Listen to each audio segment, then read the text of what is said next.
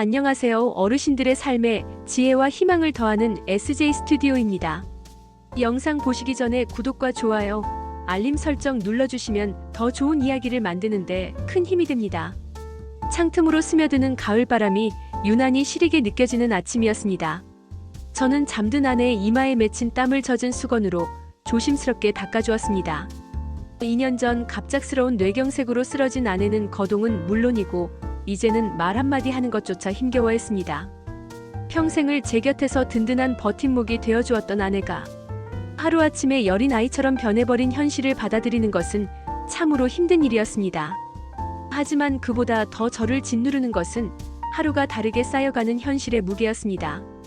아침에 일어나 아내의 식사를 챙기고 약을 드리고 몸을 닦아드리고 기저귀를 가는 일로 시작되는 저의 하루는 밤늦도록 아내가 뒤척일 때마다 잠에서 깨는 것으로 끝이 났습니다. 365일 단 하루도 쉴 수 없는 간병의 시간 속에서 제 몸과 마음은 서서히 닳아 없어지는 것 같았습니다. 자식들이 번갈아 와서 돕겠다고 했지만 다들 먹고 살기 바쁜데 언제까지고 짐이 될 수는 없는 노릇이었습니다. 결국 저는 얼마 전부터 일주일에 3번 오후 시간에만 간병인을 부르기 시작했습니다. 그 시간만큼이라도 잠시 숨을 돌리고 시장을 보거나 병원에 다녀올 수 있었기 때문입니다. 하지만 그 짧은 자유의 대가는 결코 가볍지 않았습니다. 한 달에 수십만 원씩 꼬박꼬박 나가는 간병비는 저희 부부가 평생을 아끼고 모아온 노후 자금을 매달 갉아먹고 있었습니다. 통장 잔고가 줄어드는 것을 볼 때마다 제 수명이 함께 줄어드는 듯한 아찔한 기분이 들었습니다. 내가 아프기라도 하면 어쩌나 이 돈이 다 떨어지면 우리는 어떻게 되는 걸까? 밤이 되면 잠든 아내의 얼굴을 바라보며 수없이 되뇌었습니다. 여보, 내가 끝까지 당신 곁을 지킬 수 있을까? 깊어가는 가을밤처럼 저의 시름도 그렇게 깊어만 갔습니다. 그날도 오후에 간병인 아주머니가 오시고 나서야 저는 잠시 시장에 다녀올 틈을 낼 수 있었습니다. 텅 빈 장바구니를 들고 시장 입구 평상에 잠시 앉아 숨을 고르는데 옆에 앉아 계시던 어르신들의 대화가 귓가에 들려왔습니다.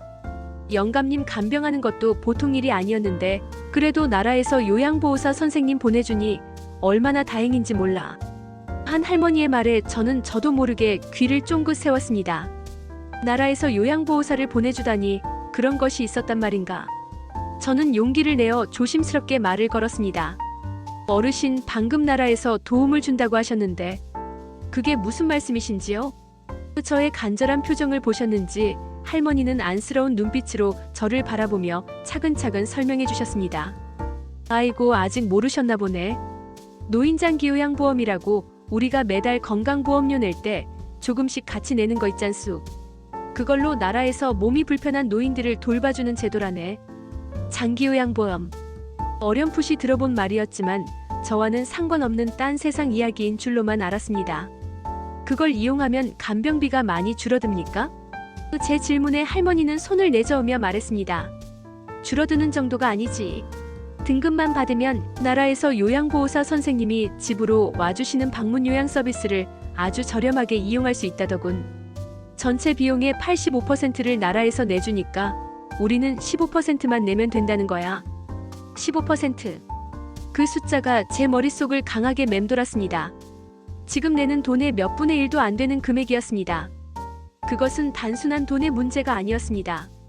저에게는 잠시나마 숨통을 틔워줄 수 있는 희망의 동아줄과도 같았습니다. 하지만 이내 등급이라는 단어에 마음이 무거워졌습니다. 우리 집사람처럼 아픈 사람이 한둘일까? 그런 등급을 받기가 하늘의 별 따기 아닐까? 저는 애써 고개를 저으며 자리에서 일어났습니다. 아닙니다. 저희 같은 사람이 어찌 그런 혜택을. 그렇게 시장 안으로 들어섰지만 제 머릿속은 온통 장기요양보험이라는 말로 가득 차 있었습니다. 그날 저녁 집으로 돌아와 보니 딸아이가 와 있었습니다. 아빠, 얼굴이 왜 이리 안 좋으세요? 딸의 걱정스러운 물음에 저는 낮에 시장에서 들었던 이야기를 조심스럽게 꺼내 놓았습니다. 제 이야기를 다 듣고 난 딸은 단호하게 말했습니다. 아빠, 그건 부끄러운 일이 아니에요. 평생 성실하게 세금 내고 살아오셨으니 이제는 아빠와 엄마가 나라의 도움을 받으실 당연한 권리가 있는 거예요. 이건 자존심의 문제가 아니라 두 분이 앞으로 더 오래, 더 건강하게 함께 지내시기 위한 지혜로운 선택이에요. 딸의 야무진 말 한마디가 제 완고했던 마음의 벽을 허물어뜨렸습니다. 다음 날 저는 딸의 손을 잡고 집에서 가장 가까운 국민건강보험공단 지사의 문을 두드렸습니다. 태어나서 처음 와보는 낯선 공간에 어색하고 주눅이 들었지만 제 손을 꼭 잡아주는 딸이 옆에 있다는 사실만으로도 큰 힘이 되었습니다. 번호표를 뽑고 한참을 기다려 마주 앉은 젊은 상담사 선생님은 저희의 이야기를 아주 따뜻하고 진지하게 들어주셨습니다. 저는 떨리는 목소리로 아내의 상태와 간병의 어려움, 그리고 경제적인 부담에 대해 솔직하게 털어놓았습니다. 상담사 선생님은 제 이야기에 깊이 공감해주며 제가 궁금해했던 제도에 대해 자세히 설명해 주었습니다. 어르신 정말 힘드셨겠어요. 노인장기요양보험은 어르신처럼 몸이 불편하신 분들이 사시던 집에서 편안하게 지내실 수 있도록 국가가 도와드리는 제도입니다. 만 65세 이상이시거나 65세 미만이시더라도 노인성 질병으로 거동이 불편하시면 누구나 신청하실 수 있습니다. 저는 용기를 내어 가장 궁금했던 것을 물었습니다. 신청하려면 많이 복잡합니까? 상담사 선생님은 환하게 웃으며 고개를 저었습니다. 아닙니다. 제가 지금부터 하나하나 알려드릴게요. 그녀는 신청에 필요한 서류장기요양 인정신청서, 의사소견서 등을 꼼꼼하게 챙겨주며 서류를 어디서 어떻게 발급받아야 하는지까지 친절하게 설명해 주었습니다. 어려운 용어가 나올 때면 제가 이해하기 쉬운 말로 몇 번이고 다시 풀어주었습니다. 신청서를 제출하시면 저희 공단 직원이 댁으로 직접 찾아가서 어르신 아내의 몸 상태가 얼마나 불편하신지 확인하는 등급 판정을 하게 됩니다. 그걸 바탕으로 등급이 결정되면 바로 서비스를 이용하실 수 있어요. 혼자 왔더라면 막막하고 포기했을지도 모를 복잡한 과정이 친절한 안내와 딸의 도움 덕분에 어렵지 않게 느껴졌습니다. 신청서를 작성하는 내내 저는 도움을 청하는 것이 결코 부끄러운 일이 아님을 깨달았습니다. 오히려 이것은 저와 제 아내의 남은 삶을 지키기 위한 가장 용기 있는 행동이라는 생각이 들었습니다. 신청서를 모두 작성하고 센터를 나서는 길 딸이 제 손을 꼭 잡아주었습니다. 아빠 잘하셨어요. 이제 다 잘 될 거예요. 딸의 따뜻한 온기가 지난 몇 년간 차갑게 식어있던 제 마음까지 녹여주는 듯 했습니다. 며칠 후 약속된 날짜에 건강보험공단에서 간호사 한 분이 집으로 찾아왔습니다. 저는 혹시나 아내가 불편해할까봐 걱정했지만 간호사 선생님은 마치 친딸처럼 아내에게 상냥하게 말을 걸며 식사는 잘하는지, 잠은 잘 주무시는지 등을 꼼꼼하게 확인했습니다. 간단한 동작 몇 가지를 부탁하며 아내의 몸 상태를 세심하게 살피는 모습에서 전문가의 신뢰가 느껴졌습니다. 그렇게 1시간가량의 방문 조사가 끝나고 결과를 기다리는 열흘 남짓의 시간은 제 인생에서 가장 길고 초조한 시간이었습니다. 매일 아침 우편함을 열어보는 것으로 하루를 시작했습니다. 그리고 마침내 그토록 기다리던 건강보험공단의 노란색 서류 봉투가 도착했습니다. 저는 떨리는 손으로 봉투를 뜯었습니다. 그 안에는 장기요양 3등급 인정서라는 글자가 선명하게 찍혀 있었습니다. 그 글자를 보는 순간 저는 저도 모르게 하는 탄성과 함께 주저앉고 말았습니다. 뜨거운 눈물 한 줄기가 제 거친 뺨을 타고 주르륵 흘러내렸습니다. 그것은 서러움의 눈물이 아니었습니다. 안도와 고마움, 그리고 다시 살아갈 수 있다는 희망의 눈물이었습니다.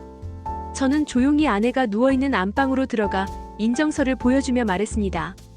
여보, 이제 됐어. 이제 우리도 도움을 받을 수 있게 됐어. 알아듣지 못할 아내였지만 제 눈물을 본 것인지 아내의 눈가도 촉촉이 젖어드는 것 같았습니다. 그날 이후 저희 집에는 새로운 가족이 생겼습니다.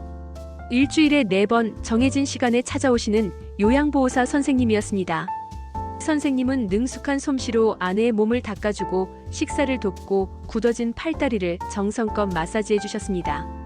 무엇보다 아내에게 계속해서 말을 걸어주며 웃게 해주는 모습에 저는 몇 번이고 코끝이 찡해졌습니다.